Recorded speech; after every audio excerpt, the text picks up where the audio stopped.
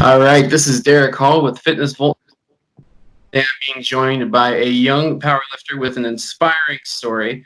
She is a 63-kilogram IPF champion and the holder of multiple world records. Please welcome Lya Bavoil. Lya, how are you doing? I'm fine, thank you. And you? Not too bad. Thank you so much for joining us. So I just wanted to ask you, how's things going? I know obviously the world's kind of turned on its head lately. How have things been for you in France? It's okay right now. We are not in quarantine anymore, and we are free to circulate everywhere. We just have to wear masks in public places and things like this. But like for the moment, it's quite okay. Gotcha. Has the past few months, have they been hard on you in terms of training with everything that's going on? So I had the chance to have my equipment in my flat.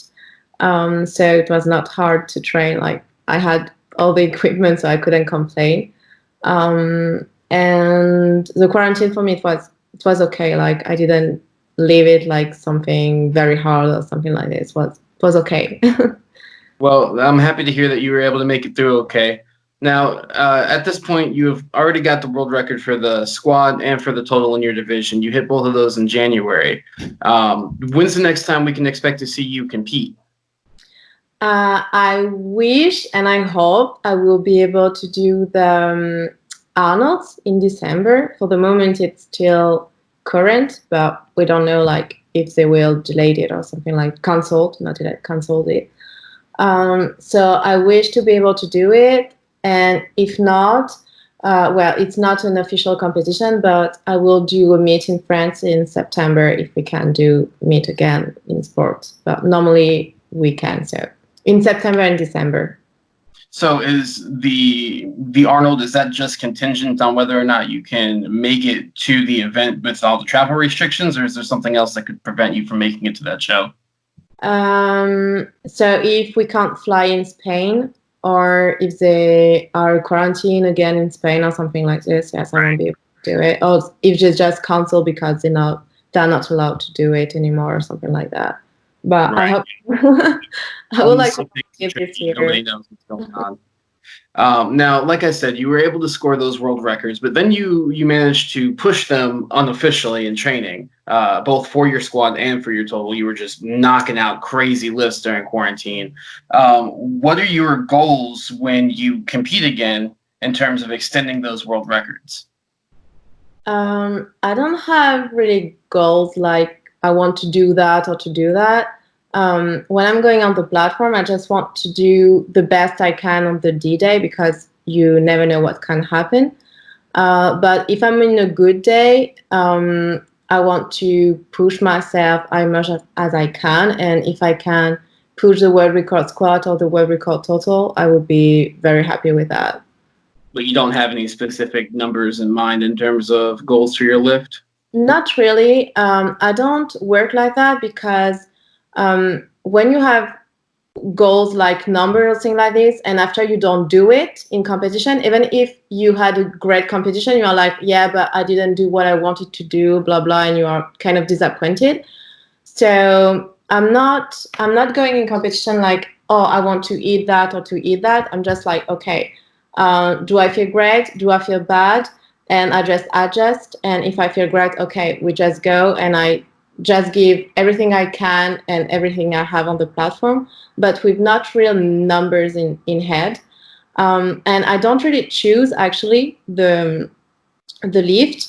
It's a French team, the staff who choose because they know the match. I don't know it. I'm like, I don't want to do it. I don't know to know what my the other lifters do. I just concentrate in myself, and they told me, okay, if I put that, it's okay with you. I say it's okay or it's not, and they just adjust what they have to put.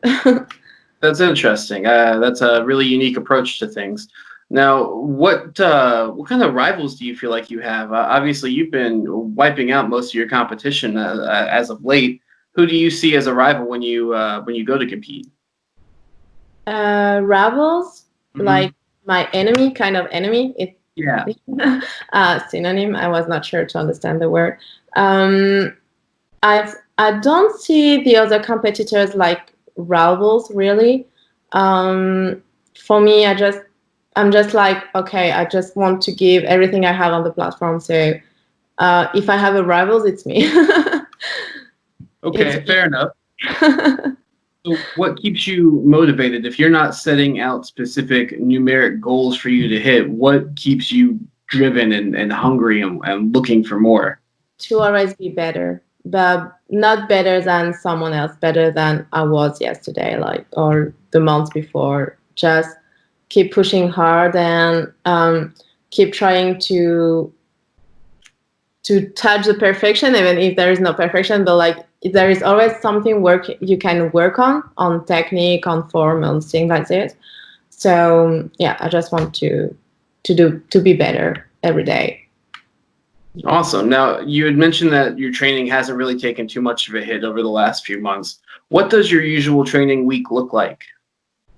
So I train 5 days a week. I do 4 squats, 5 bench, and 2 deadlift.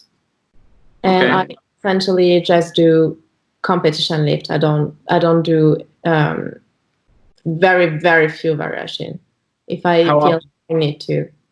how often do you train heavy? Heavy, heavy, like twice a week. Okay. Now, what do you feel like is your favorite exercise to do? Your favorite day of the week in terms of training? My favorite exercise. It's always surprise people when I say that, but it's bench. Really? Why I is like that? bench because you don't have to wear the sleeves. You don't have to wear the belt. Like I feel free. Gotcha. A little bit more comfortable. Yeah, and you don't feel like kind of very tired after a bench session. Fair enough. What about your diet? How do you usually space out your diet? Do you ingest multiple meals a day? What's that look like? So Kedrick from TSE helped me, Kedrick Cowan, from New Zealand, um, for since few months now. Before I was on my own, but I eat like it depends of the day. Sometimes it can be 3 or 5 times a day I eat. It depends my day if I work, if I don't work, if I wake up late or no. um, and I have my macros every day. I have to hit like my macros when I train and my macros when I don't train, and I just adjust with my meals and things like this. But Do I you have count. a I like to count. do you have a certain calorie threshold that you try to reach every day? Yeah, I'm around 2,000 calories per day. Gotcha. Now, there was something I wanted to pick your brain about. You know, you are a phenomenal talent in terms of your skill on the platform, but something that I feel like doesn't get talked about a lot is the fact that you've overcome learning about having Asperger's, right? Now, Yeah. that was something about your story that hit a little bit close to home for me. My father actually has Asperger's, so I kind of grew up around that. What was the process like for you in terms of finding that out? Because I know you didn't find out until you were an adult, right? Yeah, until I was 22 years old.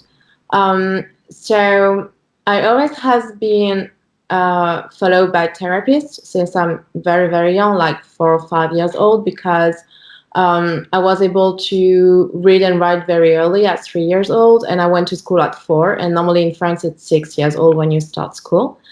So I was followed for that. Um, and so in France, I don't know how it is in other country, but in France we are very late with autistic things, and most of our scientific paper are made with boys. So there is four boys autistic for one girl. So most of the scientific things are made for boys, and people here, the medical staff, doesn't really know how to see autism in girls, like especially Aspergers, because there is no mental disability, Hmm. um, and and that's all. I don't know what what else to say. So yes, I figured out I had it when I was 22, because I saw that even being an adult, there is something kind of wrong with me, and I couldn't understand what it was, like why I didn't have friends, why I didn't understand sort of things with people. So, and I'm a teacher, and when I was doing my studies to be a teacher, we study how to handle children with disability, and one of the teachers spoke about autism, Aspergers, and things like this, and I was like, okay, it just sounds like me. And so I did research, and after I just went to see some specialists, did all the tests and everything, and it was that. Now, how did that make you feel when you discovered that was what was going on? Did it make you feel like you were relieved, like you found your place, or? At first, I feel like a relief. Like I was like, okay, I'm not crazy, because I really thought like before I was totally crazy. There is something wrong with me. So I was like, okay, I'm not crazy. And after, I just had like kind of crash, and I felt very depressed, and I wanted to hide it. Like I was like, no, I don't want people to know it, because they will think like I'm stupid, or because there is a lot of people think like autism is because you are stupid or things like this. And they just make fun of you because of that. And so during kind of 2 or 3 years, only few people, very, very few people in my family know about it. And one day I couldn't very hide it anymore, because I needed to do international competition. And because before I didn't want to go, because I was like, no, they will discover that there is something wrong. I'm autistic, because there is thing I couldn't handle, like noise, some things like this, and I was afraid to do kind of crisis in front of everyone. And one day I was like, yes, but I want to do international competition, so I have to do it. I have to tell people, and don't hide it anymore. Don't hide me. And so I just did a video, and now I speak a little bit in my social media about it. That's really inspirational. I can understand how it would make you feel not wanting to let that side of you show. But for what it's worth, I feel like it does speak volumes to what people can accomplish, and a lot of the misconceptions involving autism and involving the spectrum, you kind of shatter those. So, I hats off to you, so to speak. Now, in terms of I know Asperger's tends to come with a lot of like tendencies, right? A lot of doing things a certain way. How does that translate in terms of your powerlifting training? Does that affect you at all? Do you use powerlifting as an outlet? It helps me actually, because I do always the same. It's always squat, bench, deadlift, and I feel kind of secure with powerlifting, because there is no kind of surprise in training. Like I know what I have to do every day. I have my plan, and it's always the same competition lift. So no, I like it. I like the fact to repeat always the same. I never get bored to do that. So it's Do quite you feel okay. like do you feel like there's been any challenges that you've had to overcome since learning about your diagnosis? The challenge was more how to handle it in public, in competition. But now that people knows, they care about it. Like they pay attention to me more than other people, because they know like noses and things can be wrong with me. So they are here for me, and it secure me, and it makes me feel very great. So I don't fear. I don't. Je n'ai plus peur. I'm not afraid anymore to go in international competition or even national competition, because now I have friends in powerlifting, and they know it, and they help me. So I'm very happy.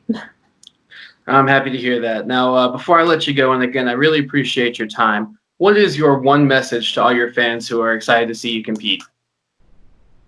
I hope I won't disappoint them. All right. And that they will enjoy the show as much I will the day of the competition, because I think this is one I love about powerlifting, and one part of social media is just to share emotion with people. So yeah, that's all. All right. Well, Lya, thank you so much for your time. We look forward to seeing you. Hopefully, it's at the Arnold. If not, whatever unofficial competition you can get your hands on. We look forward to seeing you in action every single time. So, again, thank you so much. And we look forward to hearing from you soon. Bye. All right.